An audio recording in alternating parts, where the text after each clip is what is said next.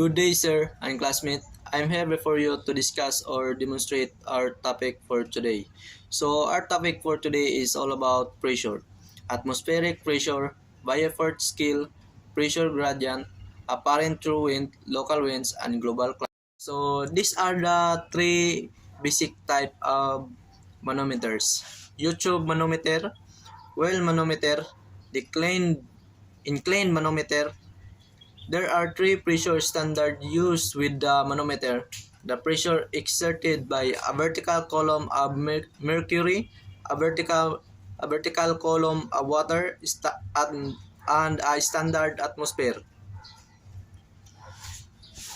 Properties of manometer fluids: low temperature, coefficient of expansion, low vapor pressure, immiscible with other fluids which it will come into contact, stable, low surface tension. Below type of detectors. The need for a pressure sensing element that was extremely sensitive to low pressure and to provided power for activating, recording, and indicating mechanism resulted in the development of the metallic bellows pressure sensing element. The Bourdon tube type of detector. The Bourdon tube pressure instrument is one of the oldest pressure sensing instrument in use today.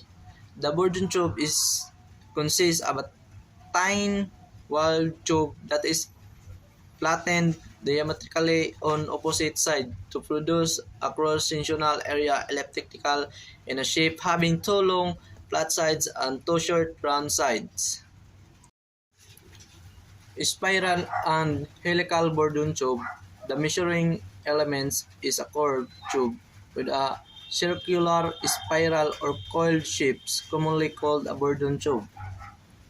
These tubes moves outward when the pressure inside the tube is higher than the external pressure, and inward when the internal pressure is lower. Diaphragm pressure indication. A diaphragm pressure gauge uses the deflection of a thin, flexible membranes to measure fluid pressure in a system. The diaphragm isolates internal components from the media, making this gauge suitable for corrosive or contaminant liquids or gases. Capsule. There are two different devices that are referred to as capsule. The pressure is applied to the inside of the capsule. If it is fixed only at the air inlet, it can expand like a balloon. This arrangement is not much different from the diaphragm except that it expands both ways. The capsule consists of two circular shape convoluted membranes, usually stainless steel, sealed tight around the circumference. The pressure acts on the inside of the capsule and the generated stroke movement is shown by the direction of the arrow. The second type of the capsule is like the one in the differential pressure transmitter. The dead weight tester. The dead weight tester apparatus consists of a chamber which is filled with oil-free impurities and a piston cylinder combination is fitted above the chamber as shown in a diagram. Top portion of the piston is attached with a platform to carry weights. A plugger with a handle has been provided to vary the pressure of oil in the chamber. The pressure gauge to be tested is fitted at an appropriate plate. Mercury barometer. A mercury barometer has a glass tube that is closed at the top and open at the bottom. At the bottom, the tube is full of mercury. The mercury sits in a circular shallow dish surrounding the tube. The mercury in the tube will adjust itself to match the atmospheric pressure above the dish. Aneroid barometer. An aneroid barometer is an instrument that helps predict the weather. It can also be used to detect change in the altitude. To do this, it uses change air pressure. When air pressure is low, bad weather is more likely. Principle of operation. Inside an aneroid barometer is a small capsule. This capsule has had the air pump a bit. When the air pressure rises, the side of the capsule are compressed. The capsule is attached to levers which move a needle as the pressure squeezes the capsule.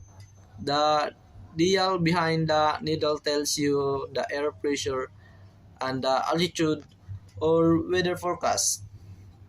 The aneroid barometer is superior in some way to this. Mercury is poisonous, so mercury barometer requires a special handling. An aneroid barometer has the added advantage of being smaller and lighter and easier to move safely. An aneroid barometer is not as accurate as a mercury barometer. It is good for situation where a general idea of the altitude or impending weather is needed, but where a mercury barometer will be unsafe. Differential pressure transmitter. Most pressure transmitters are built around the pressure capsule concept. They are usually capable of measuring differential pressure. That is the difference between a high pressure input and a low pressure input, and therefore are usually called DP transmitter or DP cells. The figure 6 illustration a typical DP transmitter. A differential pressure capsule is mounted inside a housing. One end of a force bar is connected to the capsule assembly, so the motion of the capsule can be transmitted to outside the housing. A sealing mechanism is used where the force bar penetrates the housing and also acts as the pivot point for the force bar. Provision is made in the housing for a high pressure fluid to be applied on one side of the capsule and low pressure fluid on the other. Any difference in pressure will be cause the capsule to deflect and create motion in the force bar. The top end of the force bar is when connected to a position detector, which via an electronic system will produce a 4 to 20 ms signal that is proportional to the force bar movement. Strain gauge. The strain gauge is a device that can be affixed to the surface of an object to detect the force applied to the object. One form of the strain gauge is a metal wire of a very small diameter that is attached to the surface of the device being monitored. The operation of the strain gauge is as follows. Strain gauge measure the pressure applied to be fine wire. The fine wire is usually arranged in the form of grid. The pressure change causes a resistance. The change in a resistance is used as the variable resistance in a bridge circuit that provides an electrical signal for indication of pressure. Pressure measuring elements. YouTube manometer. Number description. It is consists of U-shaped transparent glass or plastic tube particularly filled with a manometer liquid, water or mercury. The scale of the manometer is usually calibrated in pressure units. Differential pressure measurement with manometer. When both arms of a manometer are exposed to the atmospheric or when the pressure are equal, the scale reading is 0. When a pressure difference is applied to the arms, then the manometer liquid rises in the lower pressure arm and drops in the higher pressure arm, giving a difference in the height of the liquid between the two arms. Sensitivity. Inclined manometers were developed to increase sensitivity of manometer and reading and therefore can measure low pressure difference. Bourdon tube. It is consists of a C-shaped hollow elastic metal tube open at one end and connected to a pointer scale, indicating mechanism at the other closed end. A special type of Bourdon tube is the cell type of Bourdon tube, which is used for measuring the pressure of the corrosive liquids, easily solidifying liquids, or liquids containing suspended solids. Sensitivity.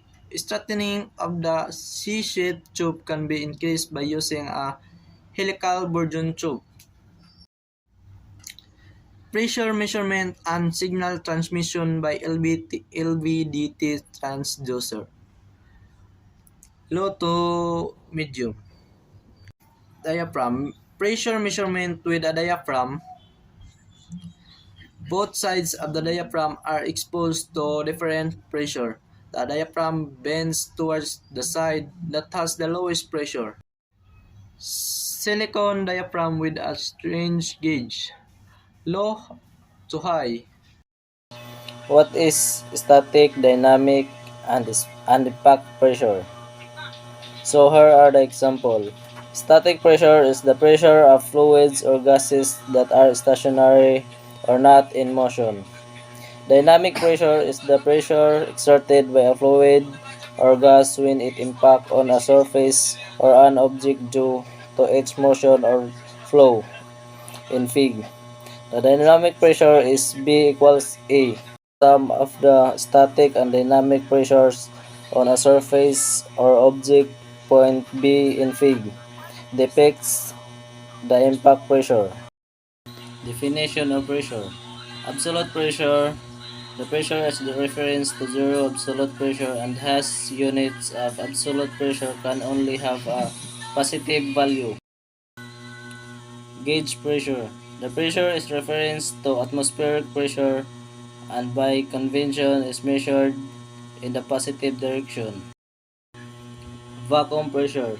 The pressure is reference to atmospheric pressure and by convention is measured in the negative direction. Standard atmospheric pressure.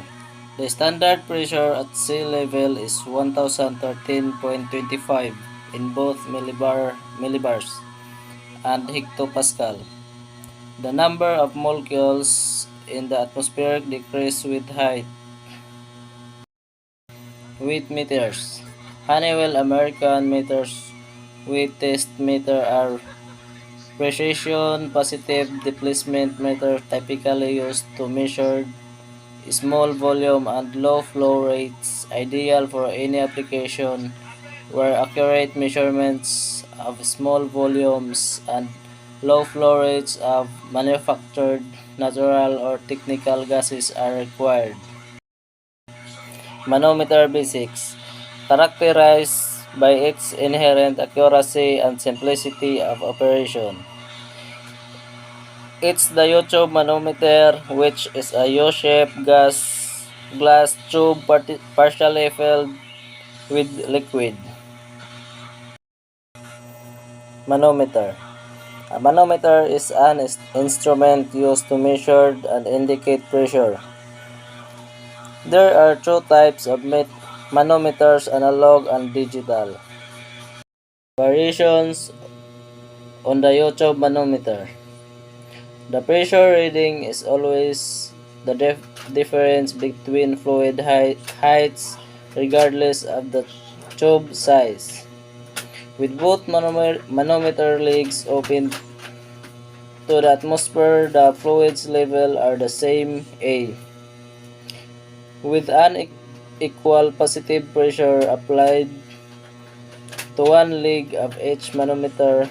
The fluid level different but the distance between the fluid height is the same B. Reservoir well manometer. In a well type manometer, the cross-sectional area of one leg, the well is much larger than the other leg. When pressure is applied to the well, the fluid lowers only slightly compared the fluid rise in the other leg. Sensing elements. The basic pressure sensing element can be figured as a C shape.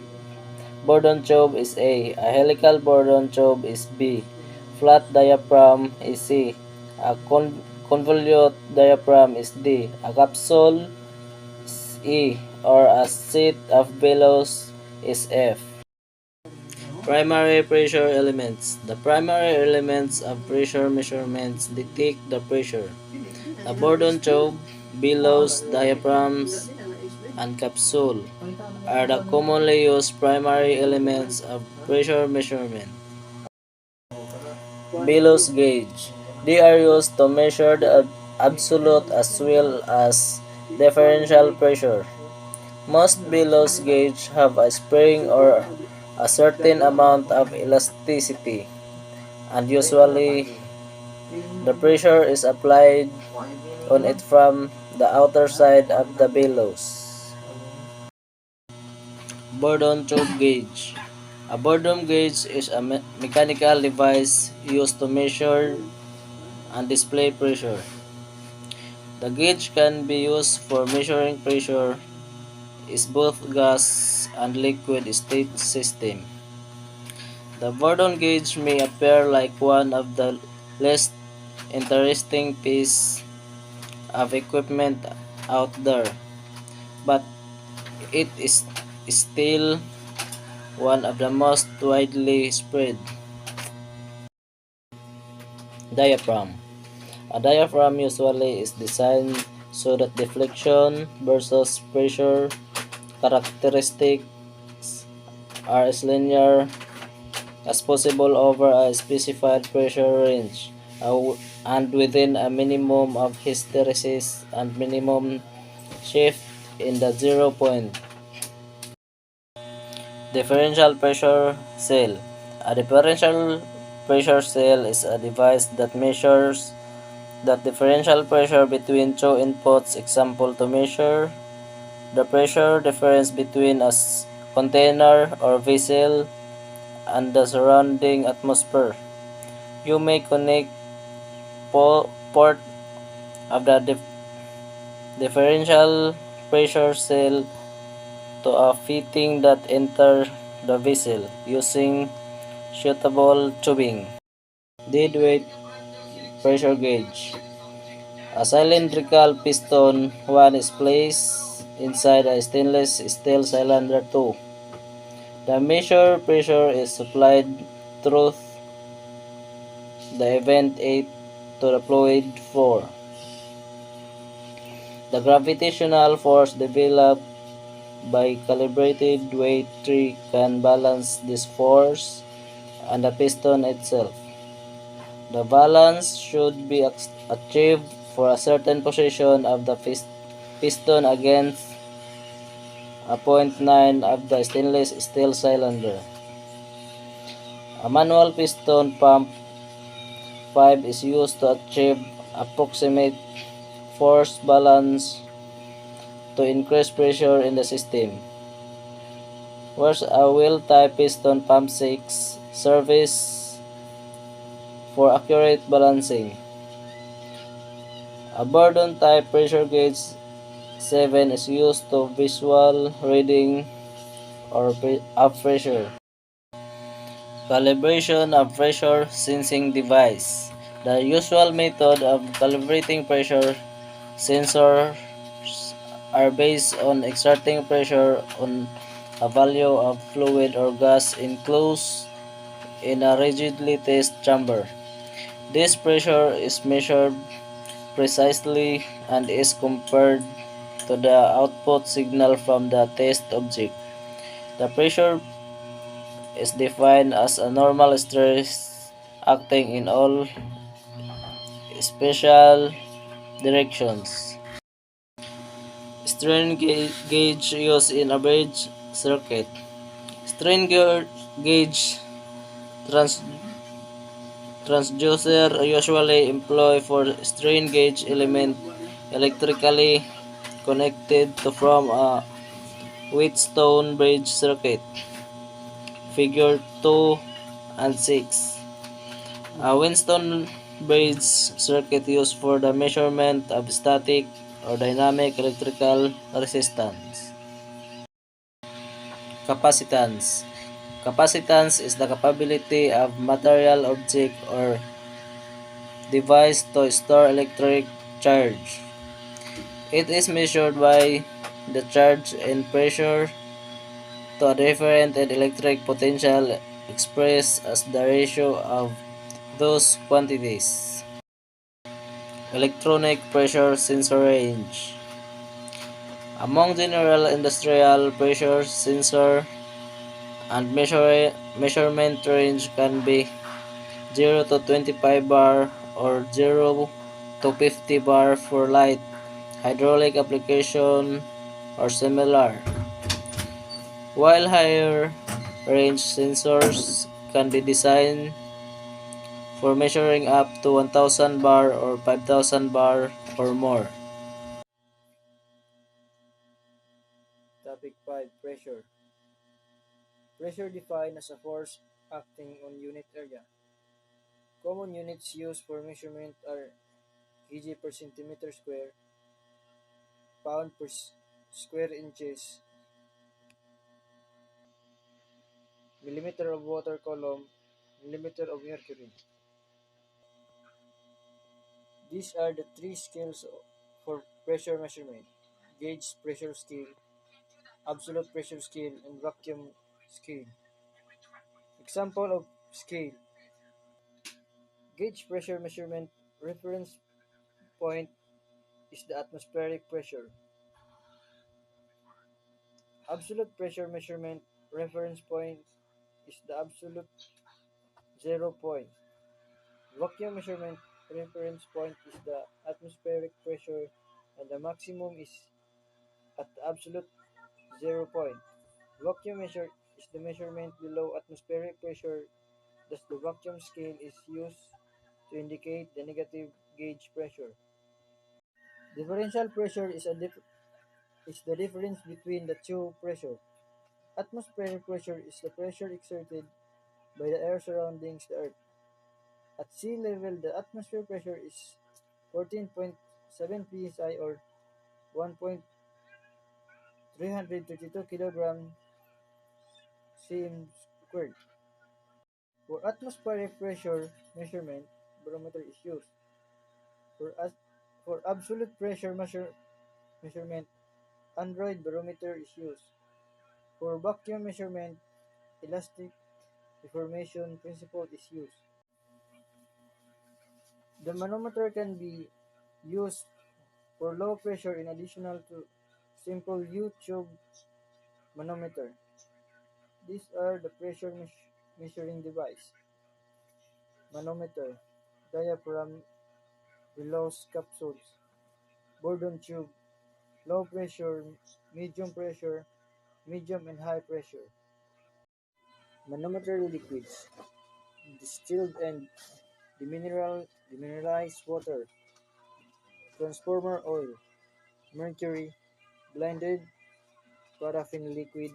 To avoid chemical reaction between manometer liquids and pressure measuring liquid, sealing liquid is poured in each.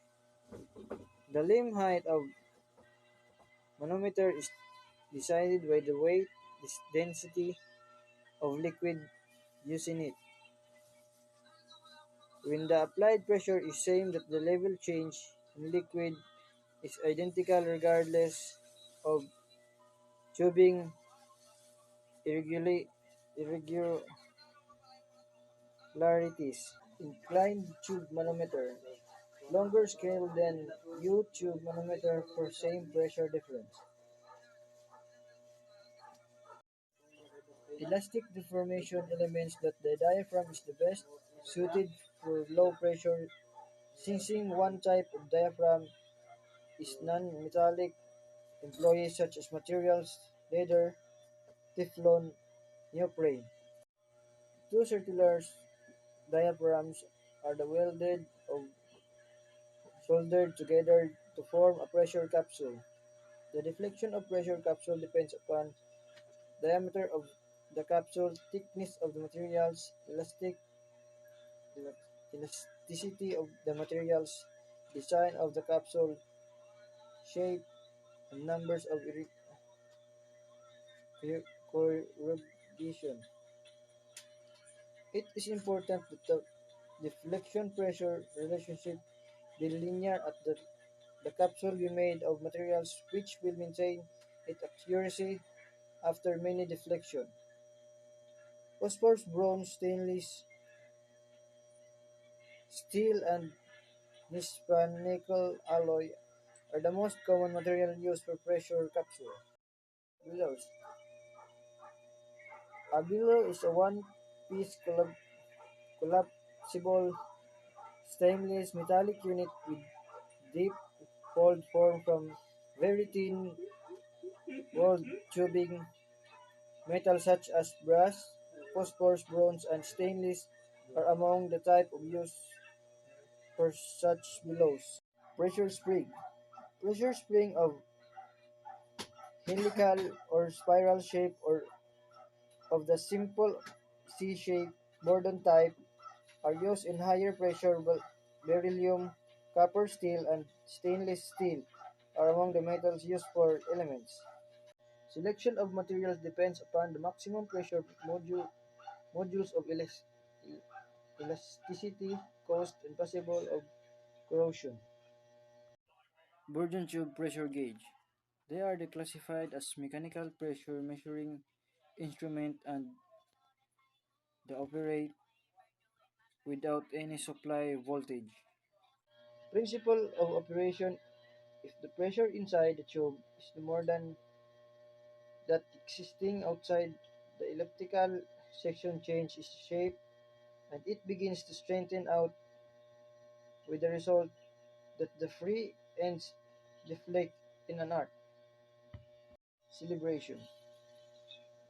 Celebration is the testing of valid of measurement with standard master gauge. Celebration errors. Zero errors. Span gain errors. Angularity. Linearity errors. Hysteresis, hysteresis errors.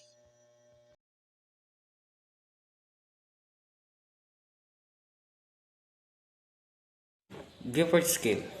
Beaufort scale is an empirical measure that relates wind speed to observed condition at sea or on land. Its full name is Beaufort's wind force scale, although it is measure of wind speed and not of force in scientific sense. The scale was created in 1805 by Sir Francis Beaufort, later Admiral Sir Francis Beaufort, an Irish Royal Navy officer, while serving in HMS Woolwich. Sir Francis Beaufort was creator of Beaufort's Draper and Beaufort scale. The Beaufort scale, officially known as Beaufort's wind force scale, is a descriptive table. It depicts the force of wind by series of number from 0 to 12. First, force 0, description, calm, wind speed 1 nautical mile, sea condition, flat, land condition, calm, smoke rising vertically. Specification for use at sea, sea like a mirror. Force 1, description, light air, the wind speed 1 to 3 nautical mile, sea condition, ripples without crisis, Land condition, smoke drift indicate wind direction. Leaves and wind vines are stationary. Specification for use at sea. Ripples with the appearance of scales are formed but without foam crease. Force 2. Description. Light breeze. Wind speed is to 4 to 6 nautical mile. Sea condition. Small wavelets creates begin to break scattered with white caps. Land condition. When felt on exposed skin, leaves rustle when vines begins to move. Specification for use at sea. Small wavelets still short but more pronounced creases have a glassy appearance and to do break. Force 3. Description. Gentle breeze. Wind speed 7 to 10 nautical mile. Sea condition. Large wavelets creates begin to break scattered white caps. Land condition. Leaves and small twigs constantly move slight flags extended. Specification for use at sea. Large wavelets creates begin to break foam and glassy appearance per caps scattered white horses. Force 4. Description. Moderate breeze. Wind speed 11 to 6 nautical mile. Sea condition. Small wave with breaking creases fairly frequent white caps. Land condition. Dust and loose paper rays. Small branches begin to move. Force 5. Description. Fresh bridge. Wind speed 17 to 21 nautical mile. Sea condition. Moderate was of some length. Many white caps, small amount of spray. Land condition. Branches of moderate size move, small trees in left begin to sway. Force 6. Description. Strong breeze. Wind speed 22 to 27 nautical mile. Sea condition. Long wave begins to form. White foam creases are very frequent. Some airborne spray is present. Land condition. Large big branches is motion. Whistling heard in overhead wires. Umbrella use becomes default. Empty plastic bins tips over. Force 7. Description. Near gale. Wind speed 28 to 33 nautical mile. Sea condition. Sea heaps up some foam from breaking waves is blown into strike along wind direction. Moderate amounts of airborne spray. Land condition. Whole trees in motion effort needed to walk against the wind. Force 8. Description. Gale. Wind speed is 34 to 40 nautical mile. Sea condition. Moderately high waves with breaking crest forming spindrift will make strike of foam are blown along wind direction. Considerable airborne spray. Land condition. Some twigs broken from trees. Car were on road progress on foot and seriously impeded. Force 9. Description. Strong gale. Wind speed 41 to 47 nautical mile. Sea condition. High waves whose crease sometimes rail over. Dense foam in bloom along wind direction. Large amount of airborne and spray way begin to reduce visibility. Land condition. Sometimes branches break of trees blow over construction. Temporary sign and barricades blow over. Force 10. Description. Storm gale. Wind speed 48 to 55 knot. Sea condition. Very high waves with overhanging crests. large patches of foam from wind crease giving the sea a white appearance. Considerable tumbling of waves with heavy impact. Large amount of airborne spray reduce visibility. Land condition. Trees are broken or uprooted, structural damage likely. Force 11. Description.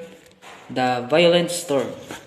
Wind speed 56 to 63 knot. Sea condition.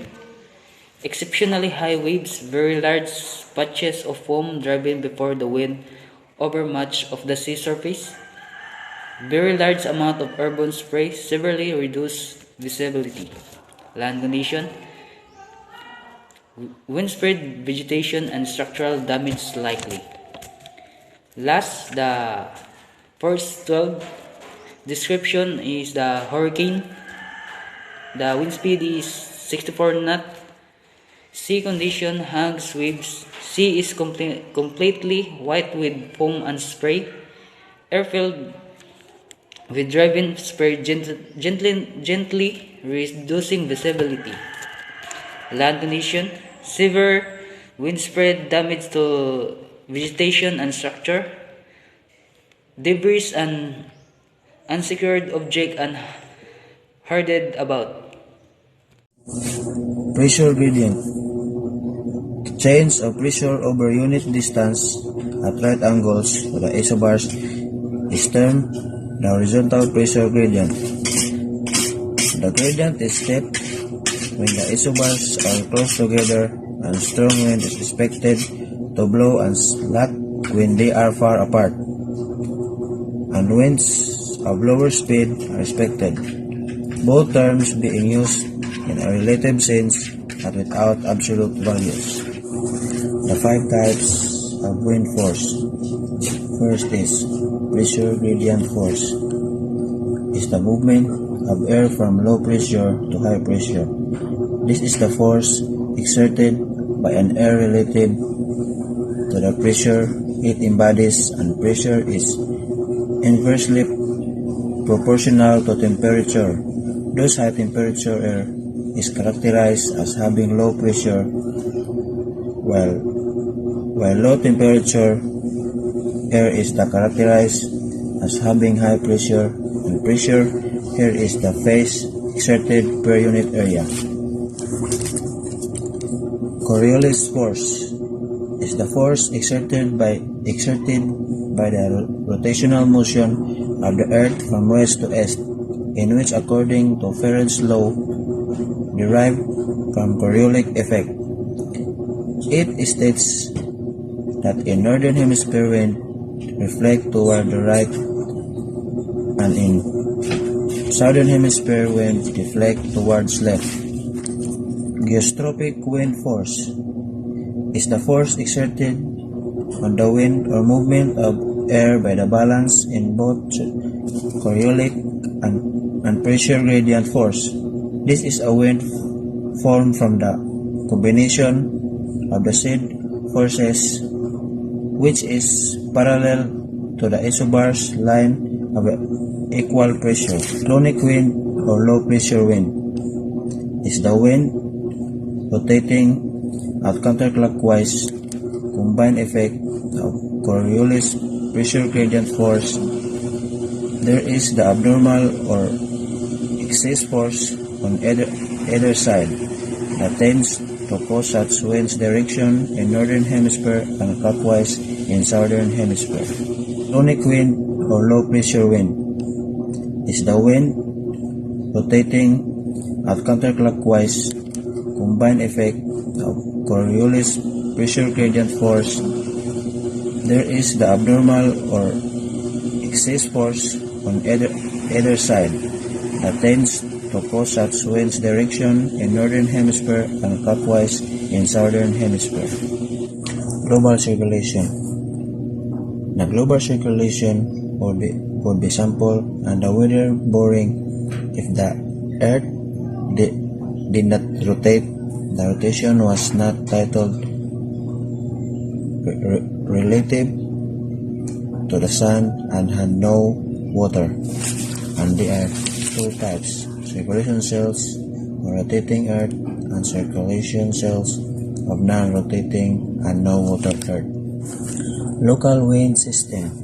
Local wind are wind that bow over a limited area due to the local change in temperature and pressure.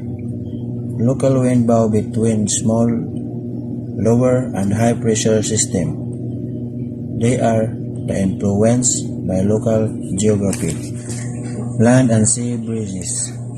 Ocean water is showered to warm up the cool down than the land, so the sea surface is cooler than the land is in the summer. The opposite is also true. The water stays warmer than the land during the night and the winter. Sea breeze blow from the land during the day, are in summer. That's when air over the land is warmer than air over the water.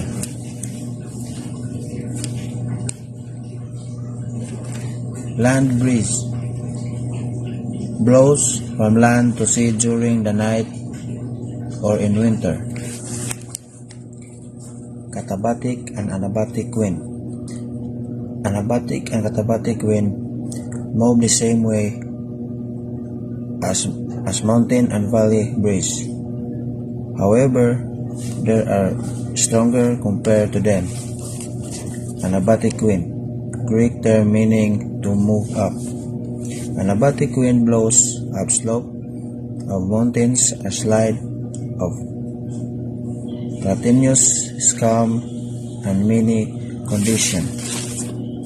Katabatic wind, Greek term for the move down.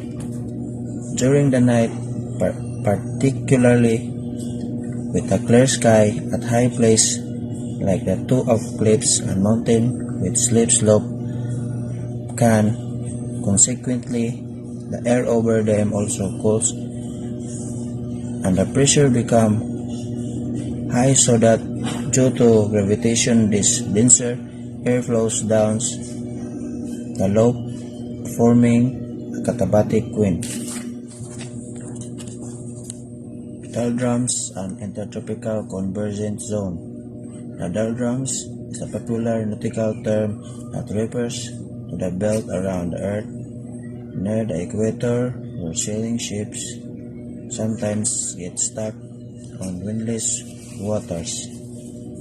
Known to sailors around the world as the doldrums, the intertropical convergence zone, or ITCZ, pronounced and sometimes referred to as is the belt around the Earth extending approximately 5 degrees north and south of the equator. Trade winds. Trade winds are part of the Alizil circulation at the equator, a low pressure area of calm light variable winds, known intertropical convergence zone as we discussed above. Subtropical oceanic highs. Once rising air particles reach the tropopause, its greater ability act like a lead to tropopause further ascent. Remember that the air above the tropopause is the stratosphere is quite stable. Westerlies. The direction of the westerlies are opposite to trade winds, and that is why they are also called anti-trade winds. Polar easterlies. Polar easterlies below from the polar high pressure belts towards the temperature low pressure belts. There are extremely cold winds that come from the tundra and ice cap regions of the poles. The polar easterlies are more regular in the southern hemisphere in comparison to the northern hemisphere. Polar vortex. The polar vortex is a large area of a low pressure and cold air surrounding both of the Earth's poles. The term vertex refers to the counterclockwise flow of air that helps keep the colder air near the pole. Jet streams. Jet streams are relatively narrow bands of strong wind in the upper level of the atmosphere. Summer and winter solstice. The season on Earth changes because the planet is slightly tilted on its axis as it travels around the sun. Air mass and source region. An air mass is a large body of air with generally an uniform temperature and humidity. Air mass boundaries. Where air mass converge, they form boundaries called fronts.